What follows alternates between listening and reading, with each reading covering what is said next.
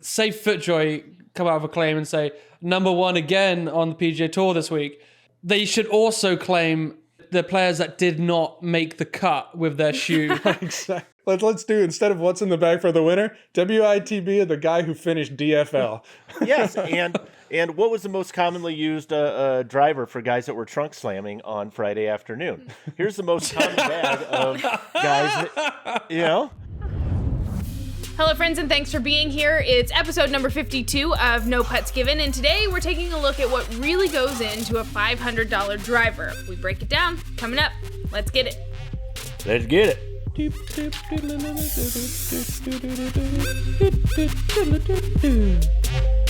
No Putts Given is powered by MyGolfSpy, the most extensive reviews in golf.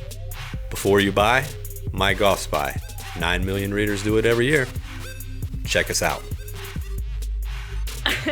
Okay, guys, glad to have you back. We have Harry, Chris, and Tony. I'm Regina Phalange, and as always, we want you to like, subscribe, comment, tell us what you think. It helps us out big time. I'm not Regina Phalange, I'm Miranda. Sorry, wait. We do have a guy who responded to Chris's little contest last week. Oh, Oh, yeah. we do? So, Okay. bam. Yeah. What'd he say? This guy legitimately sent me a message, showed all, 50 episodes that had been, downloaded, and, looks like he completed watching or listening to all of them. So I will be sending that individual 3 golf balls. Was it DJ Spin to Win, I think he was called. So All right, man. Nice. Yep. He's either a good golfer or a DJ, perhaps. We should we should get him on the show. We'll do an interview. So what's it like to watch all 50 episodes of No Putts Given? I don't. Yeah, 3 golf balls coming your way. There we go. Appreciate it. Yeah, we really do appreciate it. Chris, what flavor is your drink today? What we have going on here is a Robin Egg Blue. It looks like a monogrammed tumbler. Yep, stole it from my daughter. Beautiful. Hell yeah. They steal all my stuff, so Oh my God. stole it from my daughter. And worst. And it is full of dark French roast. No, nothing else in there. Just dark and bitter. Kind of like my outlook on life. Your So, soul. Yeah. Yeah, exactly. All right. I promised you guys we were going to take a look at the true cost of a $500 driver. So, Matt, if we can go ahead and just slap this graphic up there to give everybody an idea of the basis of what we're talking about today. And, Tony, I know you've got some gripes about this graphic, but we're going to put the disclaimer out there that it is, we'll say, an average cost of what it takes to make a $500 driver. But why don't you go ahead and give us a breakdown? Yeah, I mean, obviously, right, a driver is a series of components, some of which the manufacturer whose name is on the club have direct control over. So that's basically the head, right? And then they have to go out and source a shaft, because, it's really hard to play a golf club without a shaft. You just kind of hold that head and, that doesn't work. and you need a grip. Consumers have reached a point where everybody has an expectation that it's going to come with at least driver's going to come with a club head cover. I think if you maybe sold irons with covers, you wouldn't have quite as much success. And then although it's declining in use, you're starting to see manufacturers even stop shipping clubs with them. There's a cost involved with a wrench if the club is adjustable. And in the driver space, most everything on the market is. So we are seeing glued heads come back too. That just throwing that one out there. yeah, more in the fairway space, but the assumption is you probably have more than one wrench by now. Or 30. Well, and they're all pretty Yeah. universal, minus Strixon. Yeah, that's just Strixon, and they have that weird Yeah. 4 yeah. thing. Strixon, like For all the things that the industry can't standardize, right? You can standardize the torque wrench on accident and the fact that max means high MOI forgiveness. big head. Yeah, there we go. That's it. That is the extent of the agreement. That's the list. All right, Chris, so let's go from top to bottom. The club head costs on average $75. You're going to get different numbers depending on certain things, and so some of these are a price range. But even take $75 up to $100, $110 Okay. for a club head. Things that are going to go into that obviously are volume. If you're a major OEM, a TaylorMade Callaway, and you're dealing in tens and thousands of club heads at a time, Obviously, you're going to be able to work with the suppliers to cut a better deal. Some of it is material, right? Different types and grades of titanium are more expensive than others, and we saw that with the Mizuno drivers this year. They went with a higher grade of titanium, and there's a material cost for that. Amount of carbon, how complex the construction is, how many different pieces there are, and then when and Tony's mentioned this before, when you're dealing with movable weight structures, not only is it the movable weight, but you have to create the design, right, that works with that particular weight. So if you have 3, 4, 5 different movable pieces, each of those are going to incrementally have more costs associated with them. But if you're dealing with, let's call it, a pretty stock club head where it's a mid-grade titanium face that's attached to an aluminum body and there's not a lot of carbon involved in it, not a lot of movable weights or anything else that's fancy, you're going to be, towards the bottom end of the cost elements. And obviously the more advanced the designs are, you're going to kind of shove toward the top of it.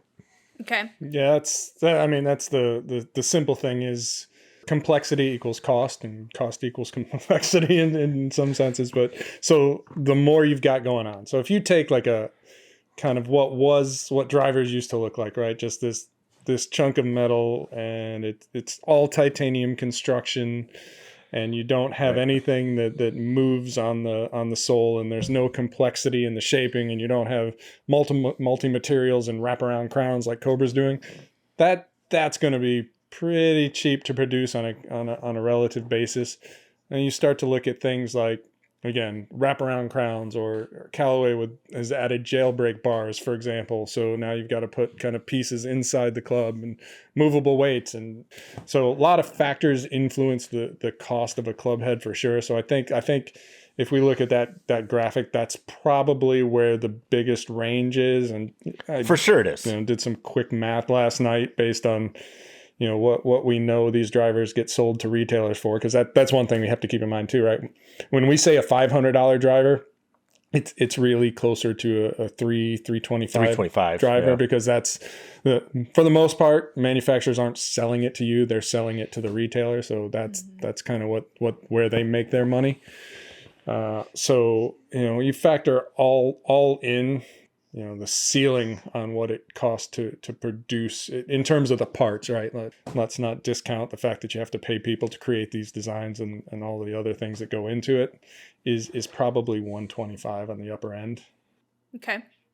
Well, these are all stock kind of models as well, right? So this is no upgraded shafts. And what's the prices of the stock offerings to an upgraded from like just to make them?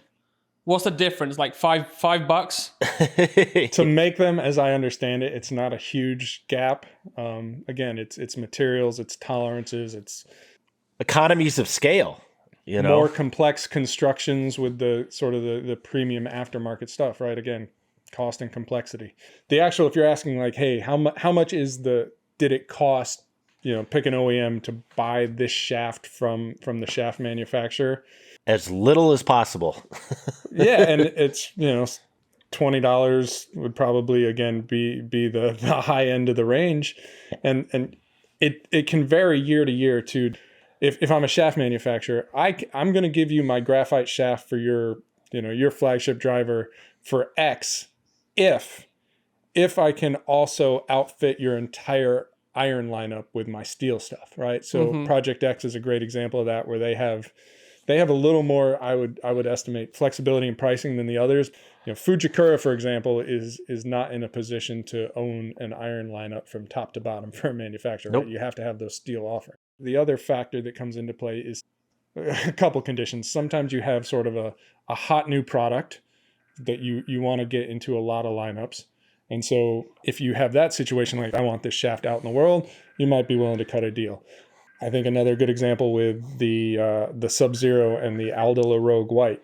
That's one where Aldila is trying to rebuild its brand, reestablish its brand. So my estimation there is that they probably gave some favorable pricing to Callaway to again sort of put Aldila back on the map.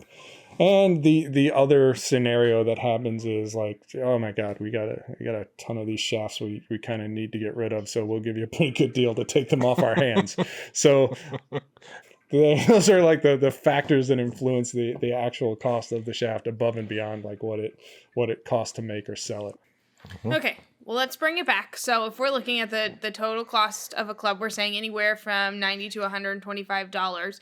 Can we break it down further and at the bottom of this graphic, Matt, if you pull it back up, you can see what the manufacturer side gets and what the retail side gets. So we're saying if manufacturers sell this to the retailers for $96, they make a profit of $254, right?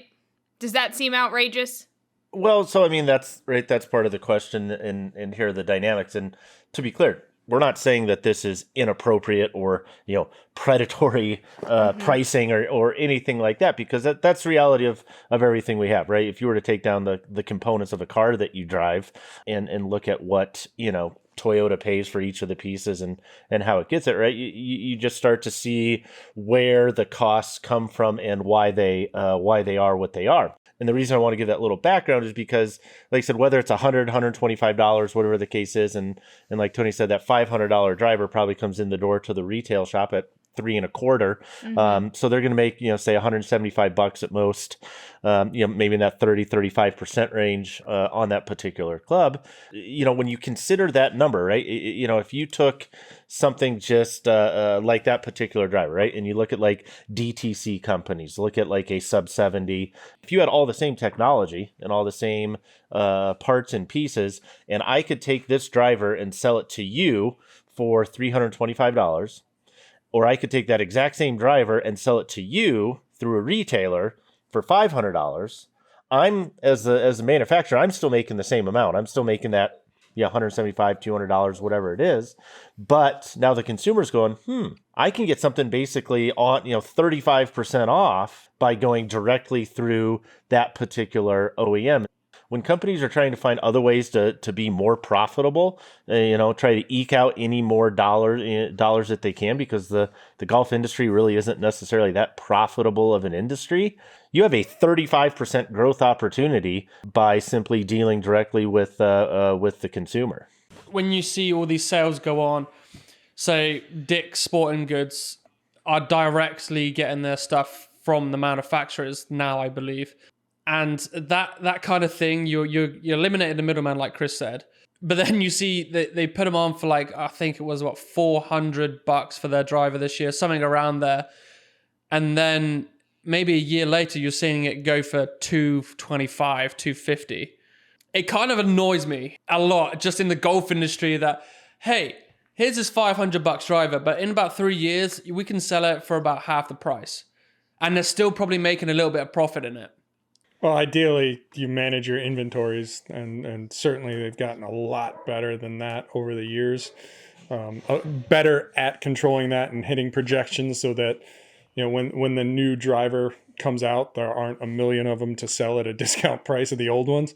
The key thing to keep in mind, it sounds like, hey, if we say it costs $125, give or take, to make a driver, everybody's like, well, shit, we're getting ripped off. Well, no, that driver didn't just materialize as a thing, right? It just didn't pop up one day. So you've got to pay parts. Well, yeah, I get that. You have the molds, you have to do the molds, you have to do all the R&D.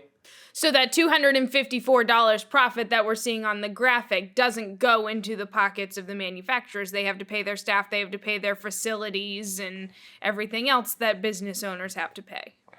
Right, exactly. I mean, and so this is one of the things where you look at, if you take volume out of it, direct to consumer brands tend to be at a little bit of a financial advantage because these companies are small. Often you can count the number of employees on 2 hands.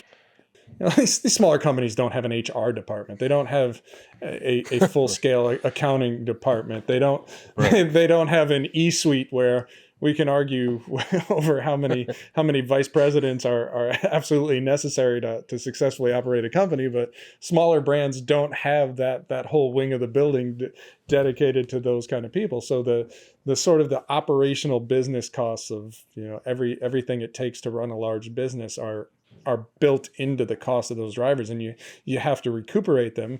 And once you've recuperated them on a product cycle, then you can go, all right, let's sort of just get rid of this and move on to the next stuff, and lather, rinse, repeat the same cycle over and over again, make enough to pay people, continue to innovate, right? Innovation costs a lot of money, and that's why, again, I talk about complexity of design, where you tend to see the larger companies doing the innovative stuff, where we mentioned, wraparound rounds and Cobra, Right. or Callaway and AI technology and Jailbreak and the things they're doing. And, every one of these big companies has this proprietary series of innovations that cost money to develop, where if you start to look at smaller brands, it's either kind of on a relative scale, no tech, or recycling of tech that the larger brands have done.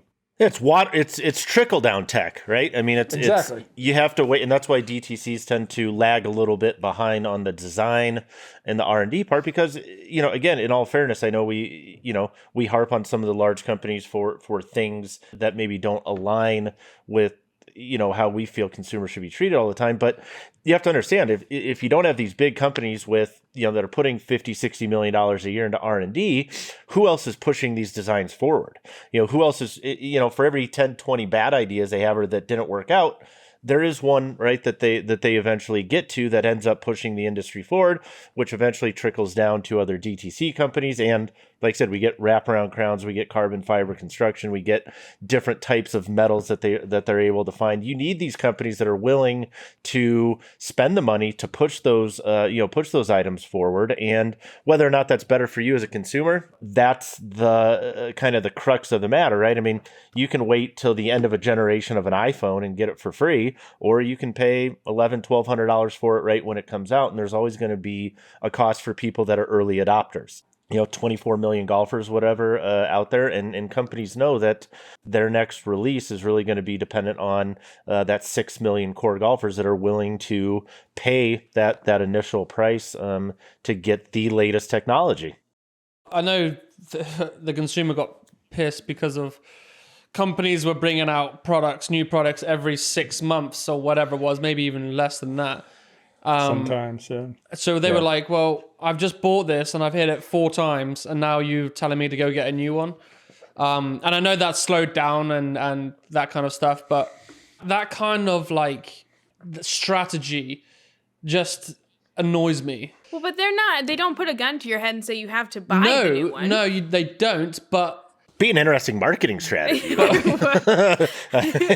if you're a guy who wants the best products and the newest products, and you're spending $500 on a driver every 6 months, and then you're going to resell it for maybe $300, that would annoy me a lot. Well, for sure, but that's marketing, right? I mean, it depends on how susceptible you are to the messaging that they're giving you. And this is precisely why, probably sometimes I need to do a better job of taking our own advice around, hey, if you're optimally fit for this driver, it's going to be 3 to 4, maybe even 5 years before they're able to engineer something that's quantifiably better for me, my swing, my tendencies. And so, yeah, while maybe that next year I go, ooh, geez, that one, it's new, shiny.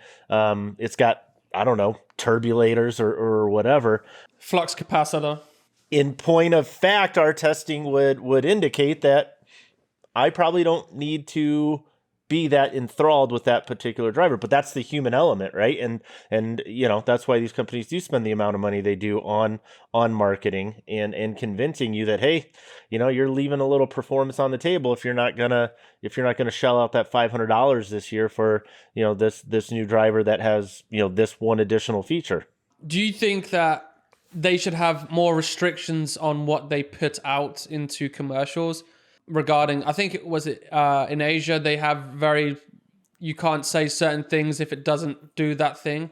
It is to a degree. So that was the Ford stuff from before. Yeah.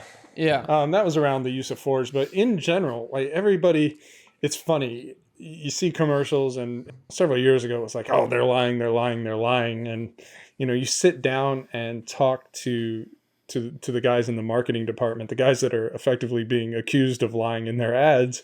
And they're like, look, these claims we make, we couldn't make them if there wasn't something to back them up, because our legal department will shoot them Right. down very quickly. Like everything gets reviewed by a legal department. So if you, for example, say our club is X amount yards longer than the competition, you have to have data to back that up, and it has to be statistically significant. And now there's some wiggle room, right? Where I was gonna say, yeah. if you're not getting to statistical significance with what you have, just drop your confidence interval until you do, right? So hey, 99%, no difference. But if we go down to 80% confidence, yeah, then there's a difference still counts. So you do get some of that stuff, but there are watchdogs now, and to a degree, that's why you see fewer claims. Does that mean when I'm watching infomercials on Sunday mornings that those knives really are the sharpest knives in the world?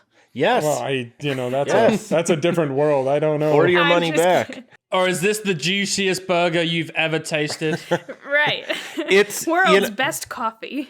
and that's the part I think people need to understand too. Like, just because something is legally defensible doesn't mean that it lines up with maybe what you think is ethically or morally reasonable, right? And there's a little bit of latitude, I think, that every company kind of extends to other companies where, given the nature of what it is, everybody can be a little bit full of shit, right? You just can't be entirely full of shit. That's the rule, right? And that's the marketing rule 101. It's like, really? If I go skiing in Colorado, it's gonna be a bright blue spring day. There's gonna be bikini clad ladies just cruising down next to me, and there's gonna be this cold Coors Light that just pops up, and all my best friends are here.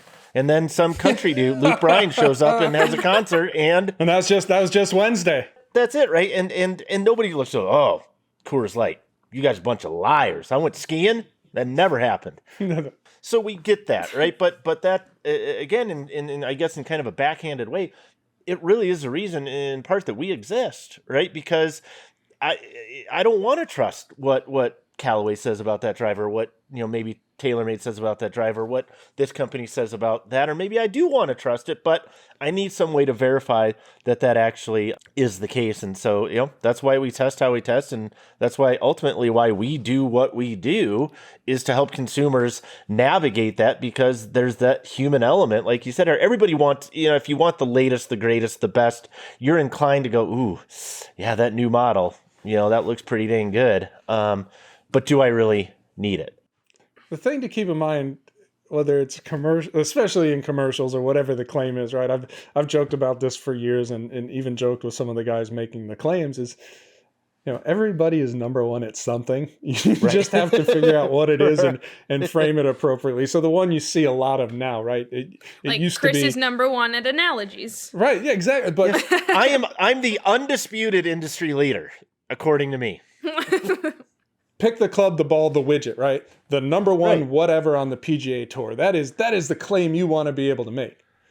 Right. But what if you can't make that claim? Look around. Well, if we But then you change it. look to LPGA and European Tour and this, that, and the other, well, you know what? We're number one across all worldwide tours. We're like number 2 or 3 on the PGA Tour, but if you count everything else, we're number one. So it's Or there's the disclaimer at the bottom. We were number one on the PGA Tour during the afternoon wave on Thursday. exactly. But then here's a great example of this is, say FootJoy come out of a claim and say number one again on the PGA Tour this week. They should also claim the players that did not make the cut with their shoe. exactly. Or Yeah. the clubs that, hey, Fujikura won again this week with Ventus, but then go back and say, all right, but 7 or 8 people did not make the cut with it compared to the 2 that did. That'll sell a lot of shoes for sure. We focus on the positives. We could have so you got the Daryl survey, right? So we could have my other brother Daryl survey. We got Daryl, my other brother Daryl, and this could be the survey of people who don't make the cut. So like Here's the guy. What was in the bag? of DFL. Let's do, instead of what's in the bag for the winner, WITB of the guy who finished DFL. Yes, and what was the most commonly used driver for guys that were trunk slamming on Friday afternoon? Here's the most common bag of guys that, We're like- so far off topic, but this is awesome. I had other questions, but I like this better. Trunk slam. That's just brilliant. Yeah, so we're gonna have our weekly. Yeah, I like the WITB of DFL. What driver missed the most cuts on tour this year? You know what we could be really good is everyone that hates MyGolfSpy just because of what we do and what we stand for are gonna hate us even more when it comes to hey, this Maverick one or this TaylorMade one this week. But you also had 20 guys who missed the cut with it. But also, every week. I'm actually surprised that manufacturers haven't started doing that, like leaking stuff about competitors. Like you see press releases from some like made up unaccredited source that the guy who finished DFL we'll just say that this week's PGA Championship played a TaylorMade driver. Like we'll just put it out there. Like if this is the driver from the guy. All right, Matt, we got to start getting graphics for this. Yeah, I was going to say, I've completely lost control of this show. Who cares what the driver costs? Talk more about who came in last. Absolutely. Well, because that way you know if you're paying $500 for a driver, that you can still come in last. you're trying to help that guy that's missing the cuts. There you go. You know, this driver is absolutely painfully average on the PGA Tour. I mean, it is. As much as we're joking, right? Like there is a point where you realize, hey, at a certain level, and the PGA Tour would certainly be beyond that level. It's probably not the equipment that's providing a significant contribution to performance. Right. Listen to what you said. It could be the player that won, right? And not just the equipment, but it goes the same way when it comes to the guy who finished dead DFL. So, what water bottle was he using when he finished DFL, Tony? Like, what underwear did he wear? I mean, you shouldn't. So seriously, Miranda, like I want to say it was like 3 years ago. Oh, which water bottle company was it? But for like 4 or 5 weeks straight, they put out a press release on Tuesday that said, hey, either the winner or the guy that finished third carried our water bottle. I thought it was like an SNL skit. I think it was actually, I'm pretty sure it was Tempercraft. And I'm like, really? Who started this? What company started, hey, we won this, and every company jumped on board and said, hey, we're going to do that too. I think they've been doing that since the Stone Ages. My rock wheel is better than your rock wheel. The idea of validating your product is as old as products themselves, right? So it's how do you validate a product and get consumers to think, believe, or prove to themselves that the product is good. You think about it, what better way to validate a product than to make the simple connection between, hey, the best players in the world use X, and they achieved on the highest level of golf, and they used that as well. You probably should too. Geez, if it's good enough for Tiger Woods, it's probably good enough for me. It's just such an easy way to play to the lowest common denominator of consumer validation. Well, who wants the lovely job of trying to summarize this show for anyone who's listened from start to finish? I want Harry to. Okay, how did we get here? Tell us how we got here, and what should we leave the show with? Let's just bring Matt in for this. Yeah, man. Let's just bring Matt in for this. Yeah, man. All right, well, we talked about a golf club and how much it costs. And then we went off the road a little bit and talked about, let's call out the people who didn't make the cut and the companies that didn't make the cut, which I think is the highlight of the show, to be honest. Agreed. So, yeah, we talked about that for a good period of time, and now we're back. Boom, summed up. We're about to be out. Right. We're about to That's be out. perfect. What we didn't talk about was value versus cost, so keep that in mind. That's a topic we didn't delve into today, but think about it when you're buying your clubs. But so be on the lookout for what's in the bag for DFL. I think this is a great angle to take. If we're ever going to make it on tour and cover the tour, that is something that we would do.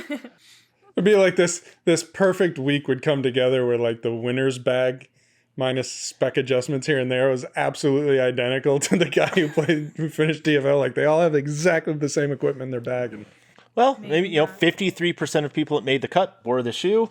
83% of people at Trunk Slammed also wore that shoe. Loved it. At Trunk You know? Slam. And on that note, for this week, we out. Poor Miranda. Give me some CBD to calm down.